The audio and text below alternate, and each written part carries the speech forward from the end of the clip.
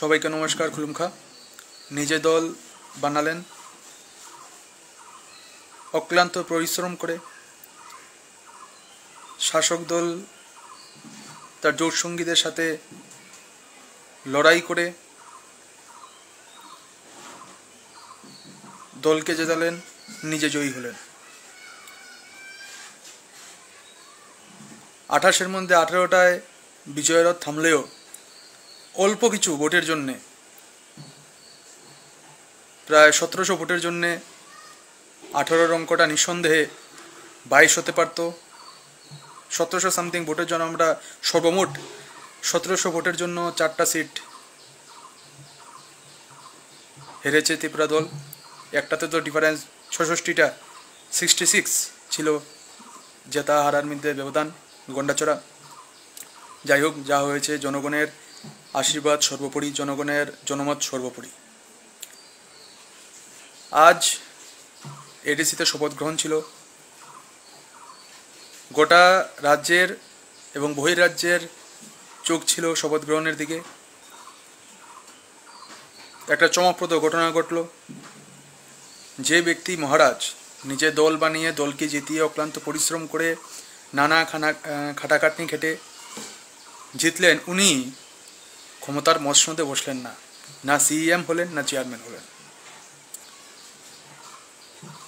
নির্বাচনের আগে থেকে, বলবো 2-3 মাস না, প্রায় নির্বাচনের 1-1.5 বছর আগে থেকেই বিরোধীরা নানা প্রোপাগান্ডা চালিয়ে আসছিল যে ক্ষমতার মসনদে বসার জন্যেই উনি এই করছেন সেই করছেন। সেটা বলছিলাম, সেটার পুরোপুরি প্রোপাগান্ডা ছিল।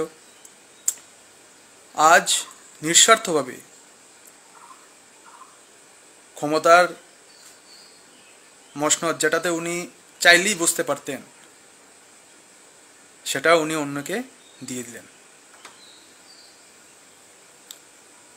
অনেকে যারা বলতো যে ক্ষমতার মসনদে বসার জন্য উনি রাজনীতিতে নেমেছেন, সেটা ভুল প্রমাণিত হলো। আজ এই ইনসিডেন্টটা দেখার পর আমার মনে হয় না যে আমার 27-28 বছরের আমার বয়স, ছোটোবেলা থেকে অনেক স্টেটের অনেক রাজ্য রাজনীতি দেখছি, অন্য রাজ্যের রাজনীতি দেখছি, এরকম ঘটনা আমি আজ অবধি দেখিনি। আপনারাও মনে হয় না এরকম ঘটনা এর আগে কোনো সময় দেখেছেন যে ব্যক্তি নিজে দল বানালো, নিজে দলকে নেতৃত্ব দিয়ে দলকে জয়ী হলো নির্বাচনে, কিন্তু নিজে দল জয়ী হওয়ার পরে যে ক্ষমতাটা বসা কথা, সেই আসনে উনি বসলেন না। এটা বিরল থেকে বিরলতম ঘটনা। শুধু ত্রিপুরা কেন, উত্তর পূর্বাঞ্চল কেন, গোটা ভারতবর্ষের মধ্যে এটা বিরল থেকে বিরলতম ঘটনা। এটা এত নিঃস্বার্থভাবে সাথে রাজনীতি উনি দেখালেন।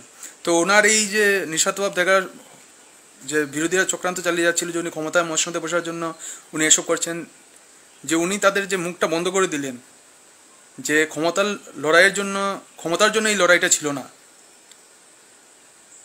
মেরুদণ্ডকে সোজা রেখে সংস্কৃতি আদর্শকে বাঁচিয়ে রাখার যে লড়াই ছিল, এটা ক্ষমতার মসনদে বসার জন্য নয়। সেটা আবার প্রমাণিত হলো, উনি ক্ষমতাটা নিঃস্বার্থভাবে আরেকজনকে দিয়ে দেওয়ার মাধ্যমেই। তো এটা দেখি হঠাৎ কবিগুরু রবীন্দ্রনাথ ঠাকুরের একটা অমর সৃষ্টি হঠাৎ মনে পড়ে গেল। আপনারা নিশ্চয়ই সেটা পড়েছেন, যে কাদম্বিনী মরিয়া প্রমাণ করলো যে সে মরে নাই। এটা একটা অমর সৃষ্টি ওনার। যে গল্পের মূল ভিত্তিটা ছিল, কাদম্বিনী একজন মহিলা ছিলেন, তো ওনার সম্ভবত একটা রোগ হয়েছিল, কলেরা বা সামথিং কিছু এরকমই, অনেক আগে আমি পড়েছিলাম সেটা। তো হঠাৎ একদিন রাতে দেখা গেছে যে উনি অজ্ঞান।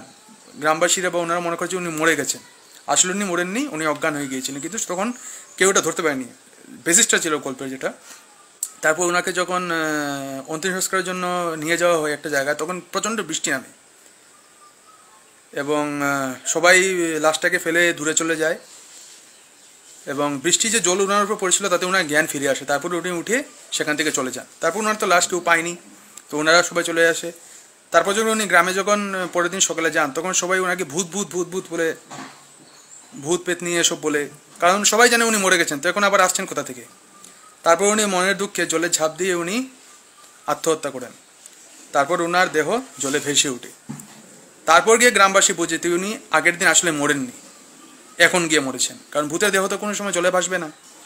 তো কবিগুরু লাস্টিতে এটা সুন্দর বলেছিলেন যে কাদম্বিনী মরিয়া প্রমাণ করিল যে সে মরে নাই। উনি জীবিত ছিলেন, জলে ডুব দিয়ে মনের দুঃখকে প্রমাণ করলেন যে উনি জীবিত ছিলেন, উনি মরেন নাই।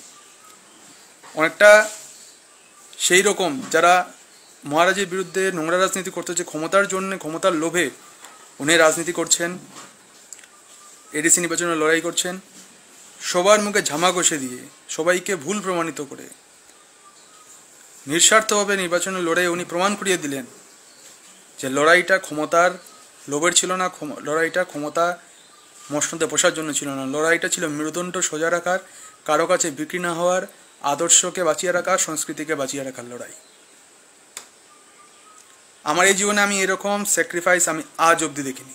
প্র্যাকটিক্যাল কথা যেটা বলছি, আপনারাও দেখছেন কিনা আমার মনে হয় না। কারণ কম বেশি রাজ্য এবং দেশের রাজনীতির সাথে আমি মোটামুটি একটু, আমার রাজনীতি খুব ভালো লাগে, সেটা নিয়ে আমি একটু রিসার্চ করি যে কোথায় কোন সময়, শুধু এখন না, আগেও কোথায় কী কখনো হয়েছে। আমার মনে হয় না এরকম কেউ এর আগে দেখেছে যে কোনো একজন ব্যক্তি নিজে দল বানিয়ে, নিজে নেতৃত্ব দিয়ে, দলকে জিতিয়ে জনগণের আশীর্বাদে এবং স্বয়ং ওই ব্যক্তি ক্ষমতার মসনদে বসলেন না, অন্য একজন দলের একজন ব্যক্তিকে দিয়ে দিলেন বসার জন্য। ওনার জনগণের নেতৃত্ব, জনগণের যে মতাদেশ এবং মহারাজের যে ডিসিশন, সেটা শিরোধার্য, সেটার উপরে আর কোনো কথা চলে না।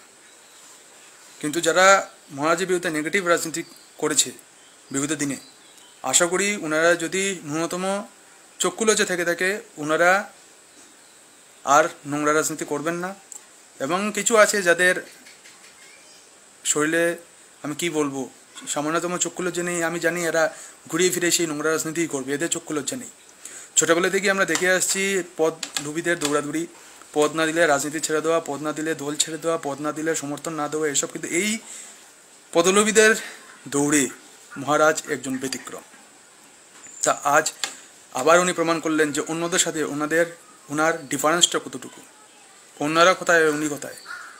অন্যরা দিল্লি হাইকমান্ড, রাজ্য হাইকমান্ড, পদ চাই, ক্ষমতা চাই, সারাদিন শুধু এটাই, জনগণের কথা কজন ভাবে। কিন্তু উনি, ওনার কাছে ক্ষমতা মানে মানে এটা মানে কি বলবো, 100% শিওর ছিল যে উনিই সিএম হবেন, উনিই চেয়ারম্যান হবেন না হলে। কিন্তু উনি তা না হলে অন্যদের দিয়ে দিলেন সেই ক্ষমতাটা। সেটা একটা বিস্ময়কর ঘটনা, একটা চিরস্মরণীয় হয়ে থাকে জীবনে। আমি জানি না আমি জীবনে কি হতে পারবো, কিন্তু এগুলো শেখার জিনিস, এগুলো শেখা উচিত। এবং শুধু রাজনীতিতে নয়, ব্যক্তিগত জীবনেও এগুলো কাজে লাগানো উচিত। এবং উনি একজন বিশাল মনের মানুষ। উনি আবার প্রমাণ করলেন যে উনি ক্ষমতার জন্য উনি কিছু করেন না, মানুষের জন্য উনি করেন।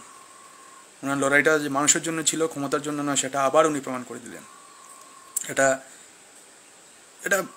বিস্ময়কর ব্যাপার, একটা rare of the rarest incident আজ এটা হলো। আজ আমরা সবাই সাক্ষী দিলাম, আমাদের জীবন ধন্য হয়ে।